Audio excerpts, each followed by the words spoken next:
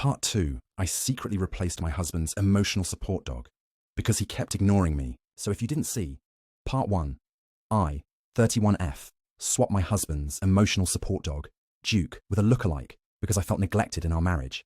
My husband Tom, 34M, didn't notice for 5 weeks. When he finally figured it out, I confessed. He packed a bag, left, and called me emotionally manipulative. Since then, everything has spiraled. After I returned the real Duke to our house, I thought maybe, just maybe, Tom would come back. Or at least call. Instead, he ghosted me for a full week. Then I got served with papers, a formal notice of legal separation. It wasn't a divorce filing, yet, but the message was loud and clear. This wasn't just a cooling off period anymore. Tom wanted space. Legal space. I broke down crying when I saw the envelope. I couldn't believe we'd fallen this far. I'd spent years loving this man, supporting him, being patient with his emotional walls, and trying to feel like we were still partners. I called him, finally. He picked up. He was cold, not angry, not yelling, just numb.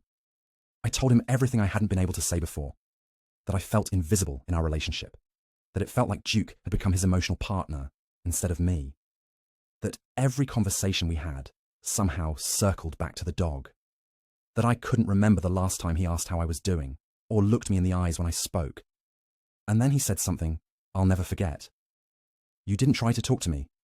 You tried to trick me. That's not what love looks like. I told him I had tried, that I brought up our lack of intimacy, our disconnection, that he always brushed it off or told me I was overreacting. That I made a terrible choice, but it came from a place of desperation, not cruelty. He said, you took the one source of peace I had and replaced it like it didn't matter. And now you want sympathy because you felt unseen. That's not how this works. We sat in silence for a moment. Then he said, I need time.